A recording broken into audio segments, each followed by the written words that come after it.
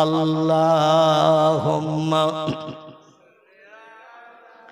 সাইয়্যিদিনা মাওলানা মুহাম্মদ ওয়া আলা আলি সাইয়্যিদিনা মাওলানা মুহাম্মদ।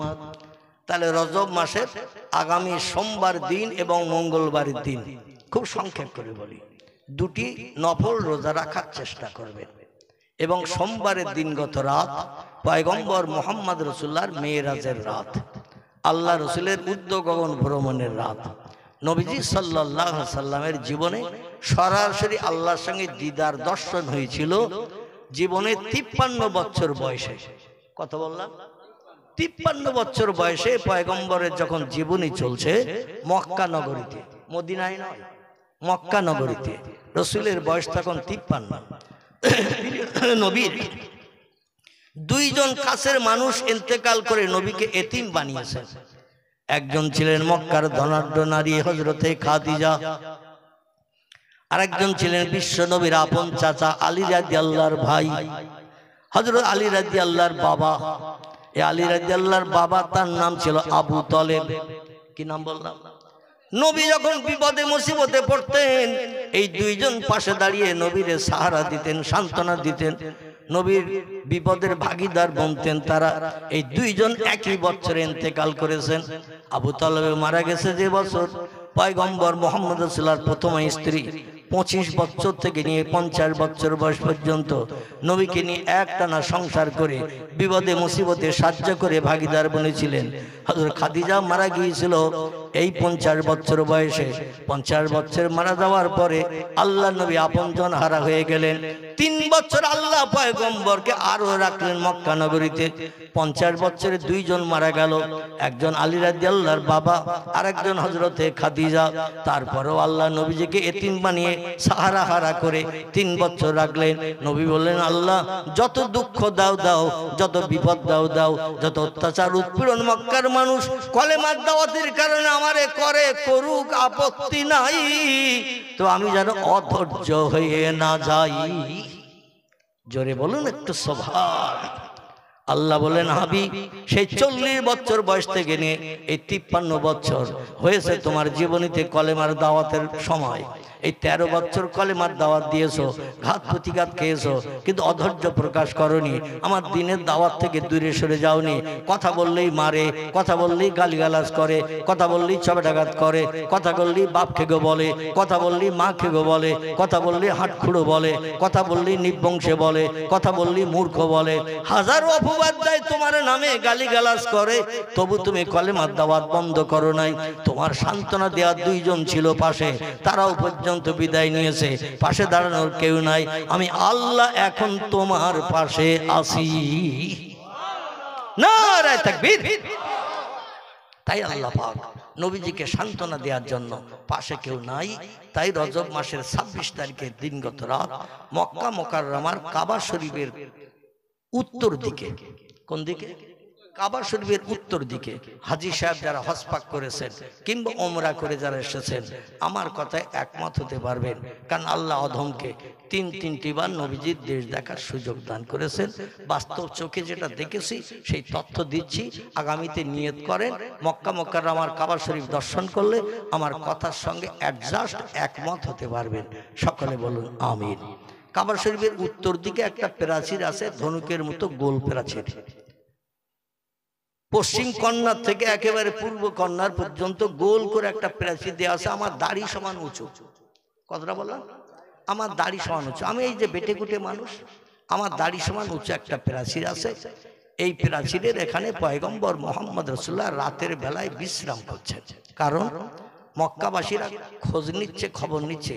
দিনের বেলা তো মুহাম্মদরে মারা যায় না, দিনের বেলা মারতে গেলে ওর মুক্তার দানার মতো চকচকে মুচকি হাসির দাঁত আর মিষ্টি মিষ্টি কথা শুনলে আমাদের গরম পানি হয়ে যায়। আর মনের ভিতরে গরম না থাকলে শত্রুর অ্যাকশন করা যায় না। কথাটা ঠিক না ভুল? গরম যত বেশি হবে অ্যাকশন তত বেশি হবে, আর গরম যত ঠান্ডা হবে মার তত কম হবে। এই জন্য ওরা বলে দিনের বেলা মুহাম্মদরে মারতে যাওয়া যাবে না, মারতে গেলে মুসকি মুসকি হাসে, সাধু ভাষায় ভালো ভালো কথা বলে, মনের গরম মিটে যায়। মারতে উদ্যত হয়ে গেছি, শান্ত হয়ে মাথা নিচু করে বাড়ি ফিরতে হয়েছে। এই জন্য দিনের বেলার মারতে যাব না, কলেমার দাওয়াত বন্ধ করব, লা তজ্জা হবল দেবল মান্নাতের উপাসনা আমরা করব, যাতে কেউ বাধা দিতে না পারে। এই জন্য মোহাম্মদ রাতের বেলা কোথায় থাকে খোঁজ নাও। রাতের আধারে মোহাম্মদের চাঁদ মুখ দেখা যাবে না, মুস্কি হাসি দেখা যাবে না, মিষ্টি মিষ্টি কথা শুনতে হবে না। যে গরম নিয়ে যাব ওই গরমই আঘাত করব। রাতের বেলা কোথায় থাকে খোঁজ নাও। আল্লাহ ডেকে বলি যাবিয়া জিবরিল ইলা রাসূলিহি, আমার ফেরেশতা জিবরিল আমার পয়গম্বরের মক্কার মানুষ যদি দুনিয়া থেকে বিদায় করে দেয়, কিয়ামত পর্যন্ত ইসলাম দুনিয়ায় টিকবে না, থাকবে না। এর পয়গম্বরকে আমি আল্লাহ পাক কিয়ামত পর্যন্ত দুনিয়া ইসলাম রাখার জন্য আরো কিছুদিন পয়গম্বরকে বাঁচিয়ে রাখবো। জোরে বলুন একটু সুবহানাল্লাহ। তাড়াতাড়ি আমার নবীর কাছে যা, ইজহাব ইলা রাসূলিহি, আমার নবীর কাছে তাড়াতাড়ি করে যা, নবীর কাছে খবর দিয়ে আয়, নবী যেন প্রতিদিন রাত্রে এক ঘরে এক বাড়িতে না থাকে, প্রতিদিন যেন এক বাড়িতে এক ঘরে না থাকে, পাল্টে পাল্টে যেন জায়গা পরিবর্তন করে থাকে। আমাদের দেশের অনেক নেতারা মরণের ভয়ে কুড়িয়ে ঘরে রাতের বেলা যেও থাকে। ঠিক বললাম না ভুল বললাম? রাজনৈতিক বড় বড় নামি দামি নেতা নিজের বাসা বিল্ডিং, দুতলা তিনতলা চারতলা বিল্ডিং, শ্বেত পাথর লাগানো বিল্ডিং, সেখানে থাকার সাহস পায় না। কখন থানার ওসি এসে ধরে, কখন চোরগুন্ডা বদমাইশের অ্যাকশন করে। এই জন্য জায়গা পরিবর্তন করে করে এই যুগেও থাকে মরণের ভয়ে ভীত সন্ত্রস্ত হয়ে। নবী মুহাম্মদ রাসূলুল্লাহকে জিবরিল আমিন খবর দিলেন জায়গা পাল্টে পাল্টে থাকবেন, আর কখন আপনি কোন জায়গায় রাত্রিতে থাকবেন কারো কাছে বলবেন না, সন্তর্পণে গোপনে আপনি জায়গায় চলে যাবেন, কেউ যেন দেখতে না পায়। রাসূল তাই সেদিন কাবার চাতলে রাতের বেলা বিশ্রাম করছে, মক্কার মানুষ যাতে বুঝতে না পারে ঘর বাড়ি ছেড়ে মোহাম্মদ ফাঁকা জায়গায় কোনোদিন থাকতে পারে না। আল্লাহর পয়গম্বর ওই হাতিমে কাবা যারে বলা হয়, হাতিম হাতিম, এই উঁচু প্রাচীরটাকে হাতিম বলা হয়। যখন কোনো মানুষের লাশ আনা হয় ফরজ নামাজের সময়, ওই হাতিমের ভিতরে লাশগুলো রাখা হয়। আর যখন ফরজ নামাজ হয়ে যায় ওই লাশগুলো বার করে কাবার দরজার সামনে রাখা হয়। আর ইমাম সাহেব লক্ষ লক্ষ মানুষকে নিয়ে জানাজা নামাজ পাঠ করিয়ে মক্কার জান্নাতুল মুআল্লার কবরস্থানে দাফন করেন। জোরে বলুন একটু সুবহানাল্লাহ। তাদেরই তকদির সুপ্রসন্ন, লক্ষ লক্ষ মানুষের জানাজা যার নসিবে জুটবে। নবী বলছেন আমার হাতে গড়া দুটি কবরস্থানে আমার কোন উম্মত কিয়ামত পর্যন্ত যদি কবরস্থ হওয়ার সুযোগ পায়, আল্লাহ তাদের কবরে আযাব দেবে না, তাদের কবরে আযাব হবে না। আমার হাতের স্পর্শের কারণে পরীক্ষকরা কবরে এসে পরীক্ষাও পর্যন্ত নেবে, তো আল্লাহর তরফ থেকে উত্তর দেয়া হবে। ওই বান্দা কিয়ামত অবধি কবরে শান্তিতে থাকবে নবীর হাতের ইজ্জতের খাতিরে। একটি কবরস্থানের নাম জান্নাতুল মুআল্লা, মক্কা শরীফে অবস্থিত। একটি কবরস্থানের নাম জান্নাতুল বাকি, 4 মাইল এরিয়া করে প্রাচীর দিয়ে ঘেরা। কতটা? 4 মাইল এরিয়া করে প্রাচীর দিয়ে ঘেরা। এই মাথায় দাঁড়ালে ও মাথার বড় বড় বয়স্ক লোকগুলো ছোট বাচ্চা পুতুলের মতো দেখায়। এত দূর এরিয়া করে ঘেরা প্রাচীর, নবীজির জমানা থেকে বর্তমান কাল পর্যন্ত। ওই কবরস্থানে যারা কবরস্থ হওয়ার সুযোগ পায় আল মদিনাতুল মুনাওয়ারায়, তারাই হলো সৌভাগ্যবান। জোরে বলুন একটু সুবহানাল্লাহ। মদিনা শরীফে গেলে দেখতে পাওয়া যায় কিছু মানুষ রওজার গ্রিল ধরে চোখের পানিতে বুক ভাসিয়ে, দাড়ি ভাসিয়ে, জামা ভাসিয়ে কাঁদছে আর বলছে আল্লাহ আর 3টে দিন বাকি, মদিনা এয়ারপোর্টে যেয়ে প্লেন ধরে দমদম এয়ারপোর্টে নামবো, আপনজন আমারে নিতে আসবে, গলায় ফুলের মালা দেবে, হাজী সাহেবের সার্টিফিকেট দেবে, পাড়ার মানুষ হাজী সাহেব বলে আমারে ডাকবে। আল্লাহ যেন আর 3টে দিন বাকি, কোনো অসুবিধা না হয়। এ বলে না, আমি বাস্তব দেখেছি কিছু মানুষ কাঁদছে আর বলছে আল্লাহ আর 3 দিন বাকি বাড়ি ফিরতে, যেন কোনো অসুবিধা না হয়। আর এক দলের মানুষ রওজার গ্রিল ধরে বলছে আল্লাহ তোমার হাবিব জিন্দা নবী, নবী মরেনি, মরানা জিন্দা নবীর কবরের গ্রিল ধরে বলছি আল্লাহর 4টে দিন বাকি। মদিনার এয়ারপোর্ট থেকে আমারে প্লেনে করে নিয়ে যাবে, সৌদি এলাকার মানুষেরা জোর করে বিল্ডিং থেকে নামিয়ে দেবে, গাড়িতে তুলে মদিনা এয়ারপোর্টে পৌঁছে দেবে।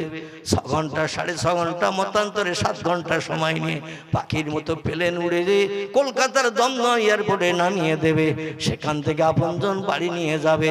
ও আল্লাহর 4টে দিন বাকি, এই 4 দিনের ভিতরে এয়ারপোর্টে যাওয়ার আগে আল্লাহ তুমি আমার মরণটা করে দিও। নবীর হাতে গড়া রওজা কবরস্থান, ওই কবরস্থানে কিয়ামত পর্যন্ত আমি যেন দাফন হয়ে থাকতে পারি, কারণ মরণ তো একদিন হবে, মরণ তো একদিন হবে। সেই মরণটা নবীর মৃত্যুভূমির দেশে আমারে করিও, যে দেশে নবী মারা গেছে ওই দেশে নবীর উম্মত আমারও তুমি মরণ করিও। আল্লাহ আমি বাড়ি যেতে চাই না, পবিত্র ভূমি ত্যাগ করতে চাই না, এই জমিনে আমারে কবরস্থ করিও।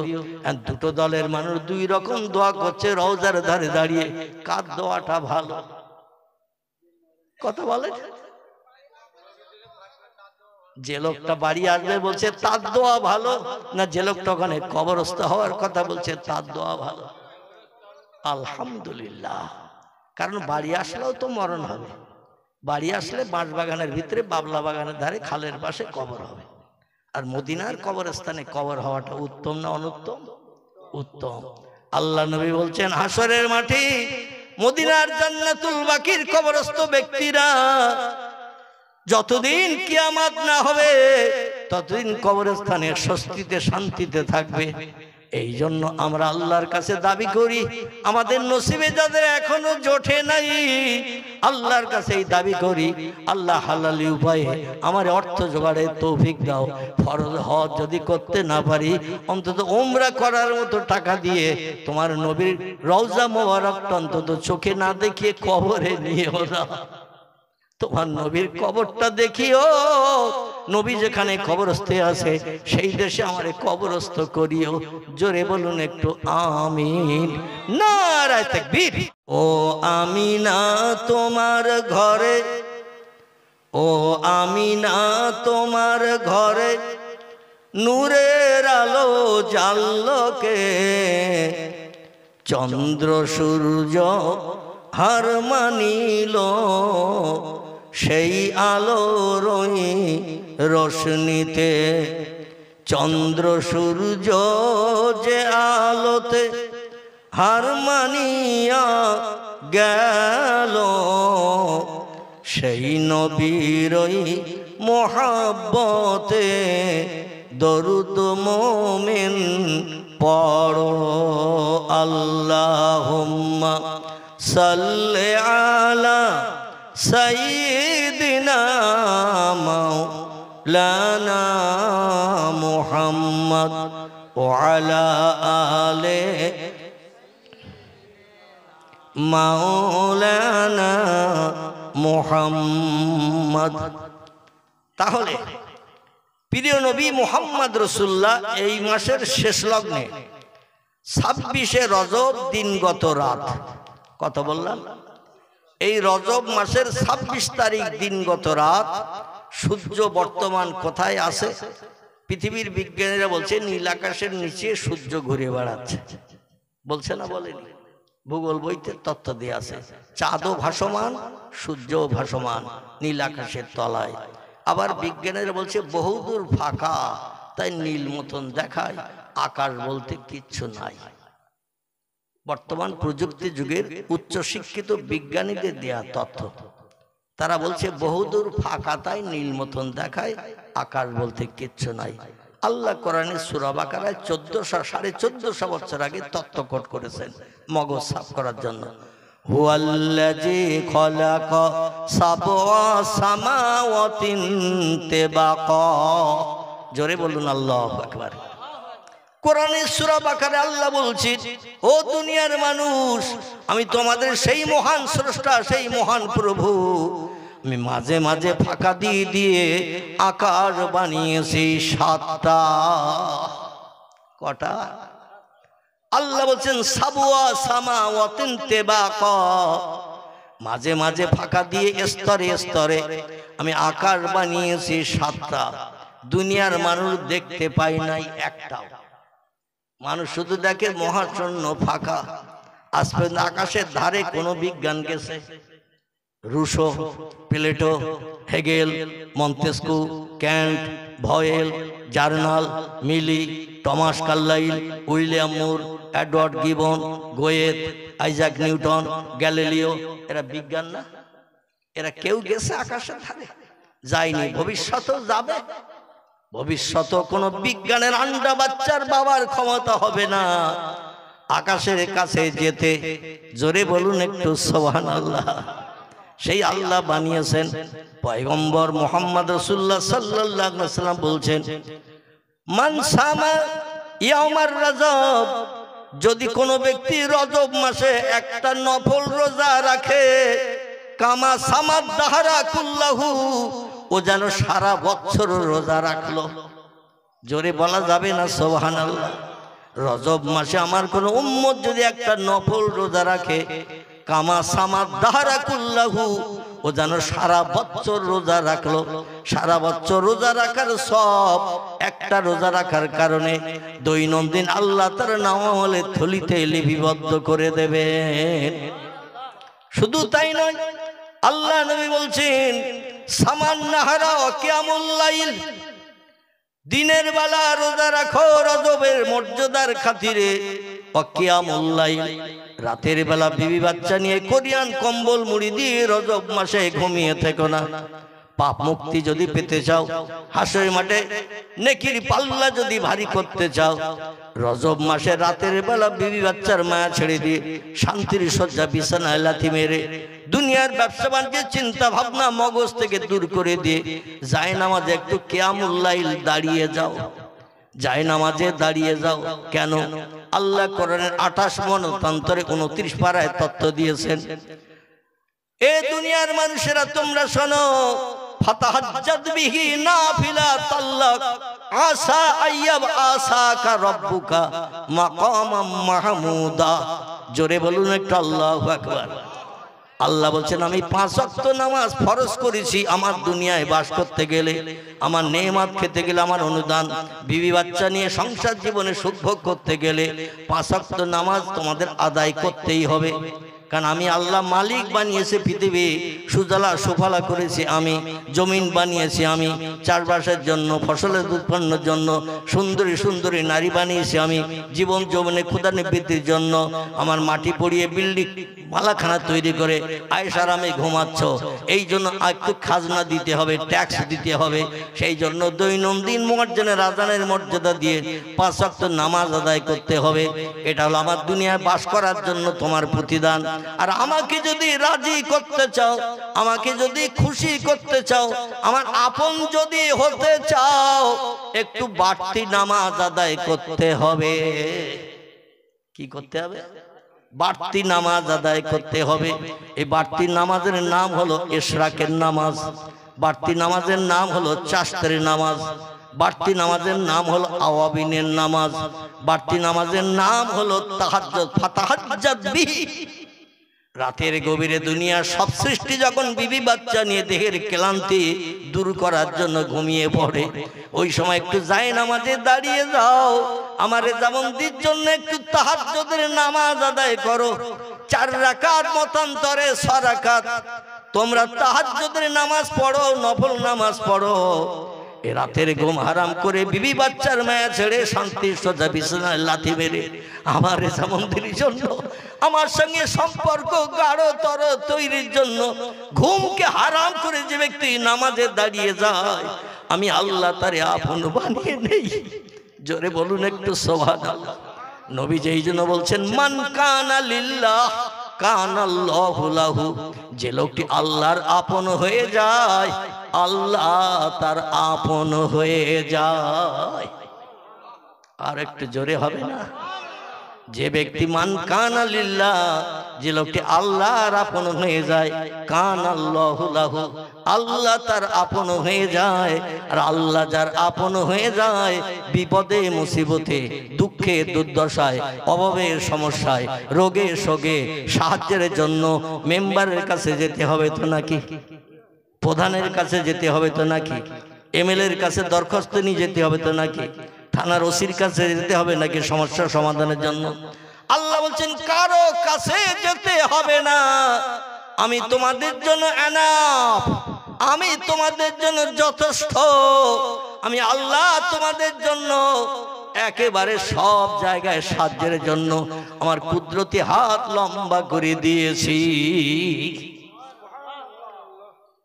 দুর্ভাগ্য আমাদের, সেই তাহাজ্জুদের নামাজ আমরা পড়েছি কেউ? আল্লাহ কোরআনের 28 মতান্তর 29 পারায় তত্ত্ব দিয়েছেন, ফাতাহাজ্জাত বিহি নাফিলাত আল্লাহ। যদি লাভ পেতে চাও, তোমরা লাভবান যদি হতে চাও, তাহাজ্জুদের নামাজ আদায় করো। ফজরের নামাজের পরে আছে ইশরাকের নামাজ, বেলা 10টার পরে আছে চাশতের নামাজ, সন্ধ্যার মগরিবের নামাজের পরে আছে আওয়াবিনের নামাজ, রাত্র দ্বীপ্রহরের পর থেকে নিয়ে ফজরের আজান ধ্বনির আগ পর্যন্ত এই নামাজটি হলো তাহাজ্জুদের নামাজ। দুনিয়ায় যত নবী এসেছে অধিকাংশ নবী তাহাজ্জুদের নামাজ পড়েছে। পৃথিবীতে যত ওলিয়া উলিয়া জন্মগ্রহণ করেছে, পিরানি পীর দস্তগীর মহিউদ্দিন, আব্দুল কাদের জিলানী হুজুর থেকে নিয়ে বর্তমান কাল পর্যন্ত যত ওলিয়া উলিয়া গওস কুতুব নকিব আবদাল এই পৃথিবীতে জন্ম নিয়েছে, প্রত্যেকটি আল্লাহর ওলি বান্দারা রাতের ঘুম হারাম করে তাহাজ্জুদের নামাজ আদায় করে আল্লাহরে আপন বানিয়েছেন। আর আল্লাহরে যারা আপন বানিয়েছেন তারা সাহায্য থানার ওসির কাছে চায় না, মেম্বারের কাছে চায় না, প্রধানের কাছে চায় না, এমএলএর কাছে যায় না, গ্রামের মোল্লার কাছে যায় না। কোনো বিপদ মুসিবতে পড়লে সাহায্য চায় কার কাছে? আল্লাহর কাছে চাই। পৃথিবীতে যত পয়গম্বরের আগমন হয়েছে, পয়গম্বররা দিনের দাওয়াত দিতে যে বিপদে পড়েছে না পড়েনি? কথা বলে। পয়গম্বরেরা দিনের দাওয়াত দিতে যে মারধর, অত্যাচার, উৎপীড়ন, নির্যাতন পয়গম্বরদের সহ্য করতে হয়েছে না হয়নি? পয়গম্বরাই চরম বিপদে পড়ে বিপদের সময় যখন আর কোনো উপায় নাই সাহায্য চেয়েছে কার কাছে? আল্লাহ ফিরিয়ে দিয়েছে তো কোন পয়গম্বরকে আল্লাহ ফেরত দেননি। পয়গম্বরের দোসর হলো ওলি আউলিয়ার দল। এই ওলি আউলিয়ারা যখন বিপদে মুসিবতের সমস্যায় পড়েছে হাত পেতেছে কার কাছে? আল্লাহর কাছে। আল্লাহকে ওলি আউলিয়াদের অপমান করেছে? ওলি আউলিয়াদের আল্লাহ অপমান করেনি। আমরা তো আল্লাহরই চিনি না। আমাদের তো মেম্বার আছে, গ্রামের মোড়ল আছে, প্রধান আছে, এমএলএ আছে, এমপি আছে, প্রধানমন্ত্রী আছে, মুখ্যমন্ত্রী আছে, থানার ওসি আছে, অমুক তমুক আছে। কেন আল্লাহর কাছে হাত পাতবো? দুনিয়ার মানুষ মানুষের উপকার করতে সময় লাগে, কিন্তু আল্লাহর কোনো বান্দার উপকার করতে সময় লাগে নাকি? কথা বলতে দেরি, আল্লাহর উপকার আসতে দেরি নাই। কথা বলতে দেরি, সাহায্য চাইতে দেরি, কিন্তু আল্লাহর রহমত আসতে 1 সেকেন্ডের জায়গায় 2 সেকেন্ড সময় লাগে না। জোরে বলুন একটু সুবহানাল্লাহ। আসুন একটু সামনের দিকে এগিয়ে যাই, তাহলে তত্ত্বটা বোঝার সুবিধা হবে। শেষ করে দেব, একটু বলতে হবে এখন। আমার ভাইরা, এই রজব মাসের পবিত্র রাত, সেই রাত্রির নাম হলো 26 তারিখের দিনগত রাত, লাইলাতুল মেরাজ। আরবি ভাষায় বলা হয়েছে, ফার্সি ভাষায় শবে মেরাজ বলা হয়েছে, বাংলা ভাষায় বলা হয়েছে ঊর্ধ্ব গগন ভ্রমণ। কি ভ্রমণ? ঊর্ধ্ব গগন ভ্রমণ। এটি আগামী সোমবার দিনগত রাত, বিশ্ব নবী লাইলাতুল মেরাজের রাত, মঙ্গলবারের দিন। এই জন্য 2টি নফল রোজা যদি রাখতে পারেন, আল্লাহ পাক 1 বছর রোজা রাখার সব আপনার নামাওয়ালে দান করে দেবেন। যদিও নবীজি একটি রোজার কথা হাদিস শরীফে বলেছেন, কিন্তু ইহুদিরা কোনো ভালো ভালো পার্বণ আসলে, ভালো ভালো দিন আসলে ইহুদিরা একটা করে রোজা রাখতো। নবী বললেন, ইহুদি এবং খ্রিস্টানেরা আমাদের শত্রু, ওয়ালা তাত্তাখিজুল আউলিয়া ইয়াহুদান নাসারা। নবী বলছেন, ও আমার উম্মতেরা তোমরা শোনো, ওয়ালা তাত্তাখিজুল আউলিয়া, ওদের সঙ্গে যে কোনোদিন দোস্তি করবে না, ওদের সঙ্গে বন্ধুত্ব করবে না, ওদের যেন কোনোদিন আপন ভাববে না। দুটি জাতিকে আপন যেন জীবনে ভাববে না, কারণ ওরা হলো তোমাদের চিরশত্রু, চির দুশমন। তারা হলো ইহুদি এবং খ্রিস্টান। কথাটা সত্য, কোরআনের কথা না মিথ্যা? কোরআনের কথা সত্য। তার বাস্তব প্রমাণ এই 2023-24 আপনার ইতিহাস আলগা করে দেখেন, 1 কোটিও মানুষ নাই ইসরায়েলের দেশে। কতটা বললাম? 1 কোটিও নাই, তার থেকে কম। ইসরায়েল ইহুদিদের একটি দেশ। তাম পৃথিবীতে বর্তমান 255-56টির মতো দেশ তৈরি হয়েছে। এক একটা দেশ ভেঙে ভেঙে সব ছোট ছোট হচ্ছে। আগে দেশ ছিল 228টি। কত বললাম? তাম পৃথিবীতে দেশ ছিল 228টি। Japan, German, England, Holland, Poland, Italy, Brazil, Thailand, Singapore, Burma, Rangoon, Hindustan, Pakistan, Bangladesh, Afghanistan, Iraq, Iran, Kuwait, Jordan, Arab, পারস্য, তুরস্ক, Libya, Nigeria, Indonesia, Malaysia, Sri Lanka, Burma, Tajikistan, Kazakhstan, Balochistan, Azerbaijan, Armenia, Saudi Arab, Arab আমিরশাহী, শাম, সিরিয়া, মরক্কো, ইয়ামান, বুলগেরিয়া। আসেন এইভাবে দেশ 228টা দেশ ছিল আগে। এখন এক একটা দেশ ভেঙে ভেঙে ছোট হওয়ার কারণে এখন 255 থেকে 56টা দেশ আছে তাম পৃথিবীতে। এই 255-56টা দেশের ভিতরে ইহুদিদের দেশ মাত্র একটা। কটা বললাম? ইহুদিদের দেশ মাত্র একটা। সেই দেশটির নাম হলো ইসরায়েল। 1 কোটি মানুষও নাই, তার থেকে কিছু কম, কয়েক লক্ষ কম আছে। কিন্তু তারা প্যালেস্টাইন, গাজা ভূখণ্ডের মুসলমানদের আজ কয়েক বছর ধরে অত্যাচার, উৎপীড়ন, নির্যাতন করে, বুলেটের গুলি দিয়ে, এমন করে বোমা নিক্ষেপ করে, নারীদের, ছোট ছোট বাচ্চা শিশুদের হাজারো হাজার প্রাণ নাশ করে তারা কলিজা ঠান্ডা করছে। আর ওদের মোহাম্মতের বন্ধু পৃথিবীর 2-3টি দেশ। একটি দেশের নাম আমেরিকা, একটি দেশের নাম ইংল্যান্ড, একটি দেশের নাম জাপান, একটি দেশের নাম জার্মান, হল্যান্ড, পোল্যান্ড, এই রকম খ্রিস্টানীদের দেশ। ওদের সঙ্গে বন্ধুত্ব করে রেখে হাজার হাজার অগ্নি অস্ত্র যন্ত্রপাতি সাহায্য করছে। আর ইসরায়েল থেকে বোমা নিক্ষেপ করছে মুসলমানদের ঘাড়ে। মুসলমানদের দেশটির নাম হলো প্যালেস্টাইন। কি নাম বললাম? প্যালেস্টাইন। এই প্যালেস্টাইনের একটি জায়গাটির নাম হলো গাজা শহর ভূখণ্ড। সেইখানে আকাশপথে বোমা নিক্ষেপ করে করে নারীদের প্রাণ নাশ করছে, বাচ্চাদের প্রাণ নাশ করছে। এমনকি পৃথিবীর 3টি পুরানো মসজিদের ভিতরে একটি মসজিদ, যে মসজিদে পয়গম্বর মুহাম্মদ রাসূলুল্লাহ 2,24,000 মতো পয়গম্বরকে পিছনে নিয়ে, যে মসজিদে মেরাজের রাত্রিতে ইমামতি করে সব নবীদের ইক্তেদা করিয়ে উম্মত বানিয়ে, মুক্তাদি বানিয়ে আকাশ পাড়ি দিয়েছিলেন। জোরে বলুন সুবহান। নবী যে সব নবীদের সেরা। ইমাম জনগণের থেকে সেরা না কম দরজার? ইমাম যিনি মসজিদে মেহরাবের ভিতরে ঢুকে নামাজ পড়ায়, জুমার নামাজ, এর মর্যাদা আমরা তো দিতে চাই না, কিন্তু আল্লাহ ইমামদের মর্যাদা কোটি কোটি গুণে শ্রেষ্ঠ করেছেন। জোরে বলুন সুবহান। এই মসজিদটার ভিত গড়েছিলেন দাউদ নবী, বাকি কাজ জিনদের দিয়ে শেষ করেছিলেন পয়গম্বর সুলাইমান। যে মসজিদে একসঙ্গে 1,75,000 মানুষ বাজামাত নামাজ আদায় করতে পারে। আপনাদের গ্রামের মসজিদের থেকে ছোট তো নাকি? আপনাদের গ্রামের মসজিদ থেকে 1,75,000 মানুষ যে মসজিদে একসঙ্গে জামাতে নামাজ আদায় করতে পারে। এই মসজিদটা দীর্ঘদিন হাজার হাজার বছর ধরে মুসলমানদের হস্তগত ছিল। এই মসজিদে 1 রাকাত নামাজ পড়লে 25 মতান্তরে 50,000 রাকাত নামাজ পড়ার সব আল্লাহ বান্দার নামামলে লিপিবদ্ধ করেন। জোরে বলা যাবে না একটু সুবহান। বর্তমানে সেই মসজিদটি ইহুদিরা দখল করে রেখেছে। দীর্ঘদিন এই মসজিদে মদ ঢেলে বসে বসে খাচ্ছে। এই মসজিদে নর্তকী যুবতী মেয়েদের উলঙ্গ করিয়ে নাচ গান করাচ্ছে। এই মসজিদে শূকর বেঁধে লালন পালন করছে। মুসলমানদের মসজিদে আর যেতে দেয় না। মুসলমানেরা মসজিদে আল্লাহর ইবাদত করতে গেলে বেশি সওয়াবের আশায় বিবি বাচ্চা বিধবা এতিম করে দিচ্ছে, আর ঘরে ফিরতে দেয় না। আমি আপনাদের কাছে বলবো, অপেক্ষা করুন, আল্লাহ যদি দীর্ঘস্থায়ী হায়াত দেয়, এই মুসলমানদের হাতে আল্লাহ মসজিদ আবার ফেরত দেবে। কারণ মুসলমানদের চোখের পানি আল্লাহর দরবারে বড় প্রিয়, পবিত্র এবং পছন্দনীয়। আল্লাহ বলছেন, ফালিয়াদহাকু কালিলা ওয়ালিয়াবকু কাসীরা। ও বান্দা বান্দিরা, আমার সঙ্গে যদি সম্পর্ক গাঢ়তর করতে চাও, আমার সাহায্যের আশা যদি করতে চাও, দুটি কাজ একটু কম বেশি করে করে নাও। কটি?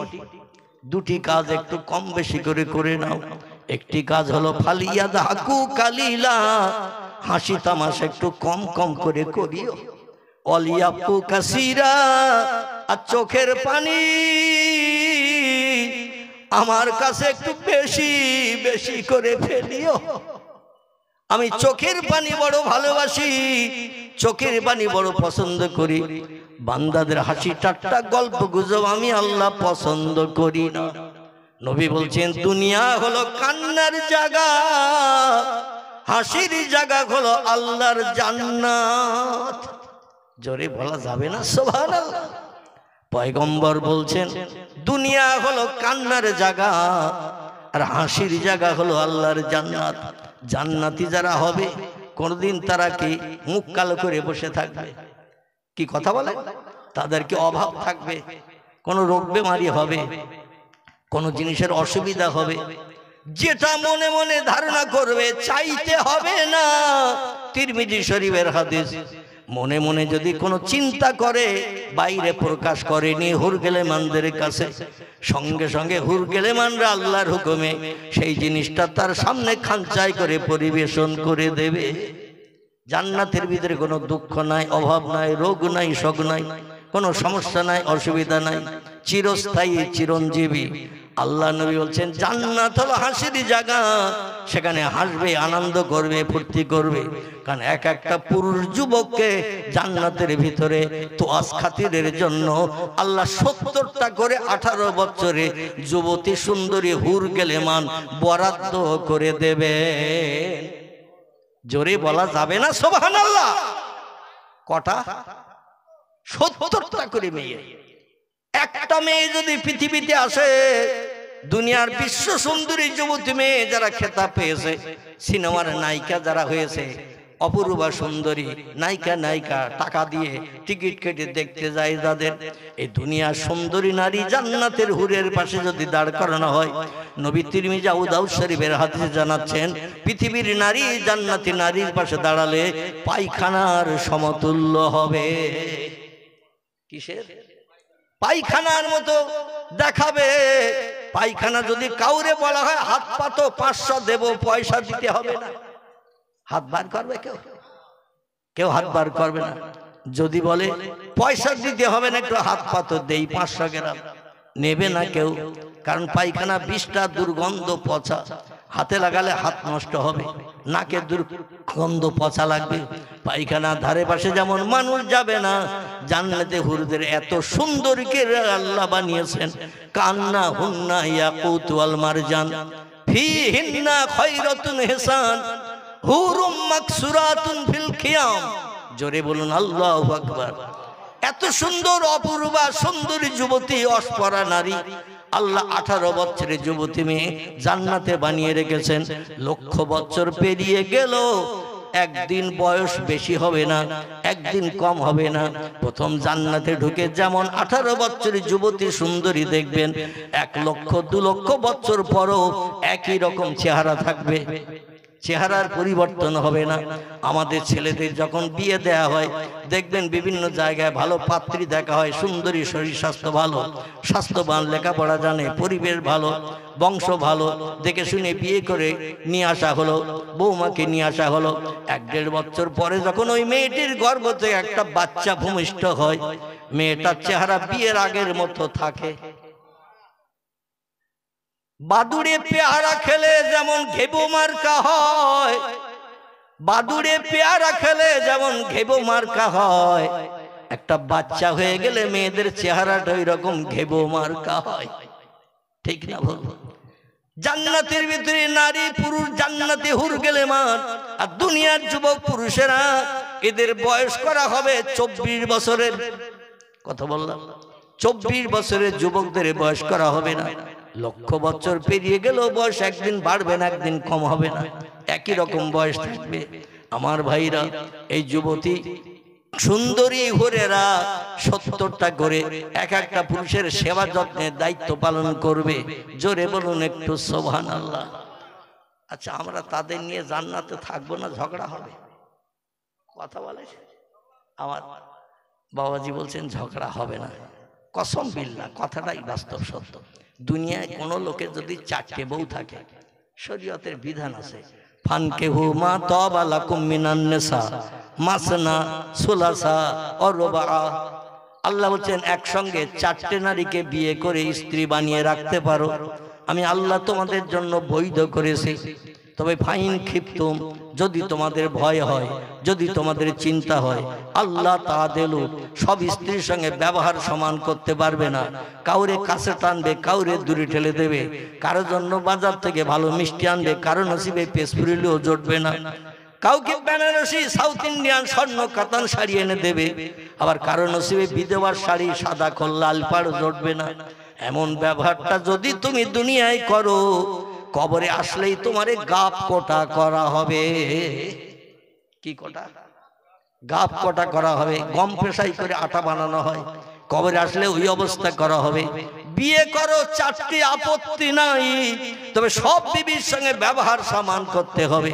কাউকে কাছে টানবে, কাউরে দূরে ফেলে রেখে দেবে, এটা করলে কিন্তু কবরে আসলে অ্যাকশন শুরু হয়ে যাবে। আর দুনিয়ায় যাদের 3টে 4টে স্ত্রী আছে, ও লোকটা 7 দোকানে রাত 11টা বেজে গেল দেখবেন বাড়ি আসে না। ঠিক বললাম না ভুল বললাম? 4 দোকান থেকে রাত 11টা বেজে গেছে, বাড়ি আসে না। দোকানদার আব্দুর রহিম চাচা বলছে, এই খরিদ্দার টরিদ্দার নাই, আর কত সময় ঘুম কামাই করে বসে থাকবে, চল বাড়ি যাই। বলে চাচা বাড়ি যেতে হয়, তুমি যাও, আমি তোমার 4 দোকানের বেঞ্চিতে ঘুমাবো। বলছে এখানে তো মশার উপদ্রব, মৌপোকার মতো তোরে সেকে ধরবে। বলে মশার কামড় খাওয়া ভালো, কিন্তু বাড়ি যাওয়া ভালো না। মশার কামড় খাওয়া ভালো, কিন্তু বাড়ি যাওয়া ভালো না। বলে এক বলতে তোর 4টে বউ আর আমাদের একটা, তাই বাড়ি না গেলে মন আনচান করে, কখন বাড়ি যাব, খোকার মার চেহারা দেখবো, কলিজা ঠান্ডা করবো। আর তোর 4টে বউ, তুই কেন বাড়ি যাবি না?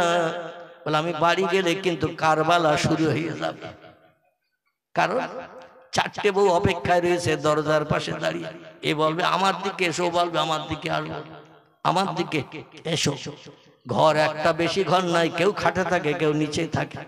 যেই ঘরে ঢুকবো, খাটেরটা 1 হাত ধরবে, নিচেরটা আর 1 হাত ধরবে, আর দুটো দাঁড়িয়ে দাঁড়িয়ে দেখবে। শেষ পর্যন্ত বলবো তোরা ভাগাভাগি করে কাঁঠাল গাছের মতো ফেরিয়ে নে, তাছাড়া তো আর উপায় নাই। বিয়ে করা একাধিক ভালো, কিন্তু সবার সঙ্গে ব্যবহার সমান না করলে বিপদ আছে। আল্লাহ বলছেন ফাইন খিফতুম, যদি তোমাদের ভয় হয়, যদি তোমাদের চিন্তা হয়, আল্লাহ তাআলা সবার সঙ্গে ব্যবহার সমান করতে পারবে না, ফাওয়াহিদাতান, তাহলে একটা স্ত্রী তোমাদের জন্য যথেষ্ট, বেশি বিয়ে যেন করো না। এই কথাটা কোনো মৌলভী সাহেব বলে না। মৌলভী সাহেব শুধু বলে আল্লাহ 4টে বিয়ে করার অনুমতি দিয়েছে, কিন্তু আয়াতের শেষে আল্লাহ বলছেন ফাইন খিফতুম, যদি তোমাদের ভয় হয়, যদি তোমাদের চিন্তা হয়, আল্লাহ তাআলা সব স্ত্রীর সঙ্গে ব্যবহার সমান করতে পারবে না। নতুনটার কদর করবে, মহব্বত করবে, আর পুরনোটার দিকে একবার ফিরেও তাকাবে না। টাইফয়েড জ্বর হলো হেতুরে ডাক্তার খবর পায় না, আর নতুন পর একটু গা গরম হয়েছে, এমবিবিএস ডাক্তার এসে ট্রিটমেন্ট করছে। ঠিক বললাম না ভুল? আপনাদের ভেবিয়া কোনানগর এলাকায় এরকম হয় না। এখানকার লোকের নামে বদনাম দেব না, কারণ কালি আমার আবার এই পথ দিয়ে যেতে হবে, জয়নগর। কথা বললাম, জয়নগর যেতে হবে, দক্ষিণ 24 পরগনা জয়নগর। এই আপনাদের এই মোড় দিয়ে যেতে হবে, শেষ পর্যন্ত আবার স্লোগান দেবে হয়তো, হুজুর আসতেছে ধর। কত কষে দেই, মিলাদ করা স্বাদ মিটিয়ে দেই, ঠিক না? কিন্তু আল্লাহর কোরআনের কথা বলছি ভাই, জান্নাতের ভিতরে পৃথিবীর নারীদের ভিতরে আত্মহংকার বেশি বেশি বেশি। মেয়েরা হলো বেকা হাড়ের তৈরি। কিসের? মেয়েরা হলো বেকা হাড়ের তৈরি। পুরুষদের এই বাম পাজরে একটা হাড় বার করে নিয়ে আল্লাহ নারী জাতি বানিয়েছিলেন, ছেলেদের থেকে মেয়েদের একটা হাড় বেশি। আল্লাহ কোমরের মেরুদণ্ডের হাড় সোজা না বেকা? কথা বলেন। হাতের পোষা থেকে কনুই পর্যন্ত বেকা না সোজা? কনুই থেকে কাঁধ পর্যন্ত হাড় বেকা না সোজা? পায়ের এই হাঁটু থেকে নিয়ে পায়ের গোস পর্যন্ত বেকা না সোজা? হাঁটুর থেকে কোমর পর্যন্ত হাড় বেকা না সোজা?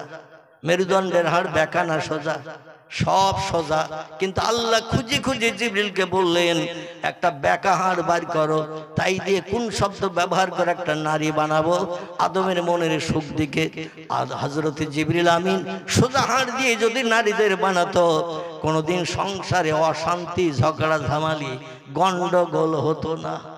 ওরা বেকা হাড়ে তৈরি বলে ওরা সবসময় বেকা বেকা চলে। কোন নগরের মারা সব সোজা সোজা যায়, এখানকার মারা কোনোদিন বেকা চলে না। তাই অধিকাংশ জায়গায় বেকা বেকা চলে। স্বামী সিদ্ধান্ত নেয় একরকম, স্ত্রী সিদ্ধান্ত নেয় আর এক রকম। স্বামী মনে মনে পরিকল্পনা করে একরকম, স্ত্রীর কাছে পরিকল্পনা পছন্দ হয় না, ওর পরিকল্পনা আর এক রকম। স্বামী খেতে চাবে একরকম, স্ত্রী চিন্তা ভাবনা করে আর এক রকম খাবো। এই জন্য সব সময় মতদ্বন্দ্ব।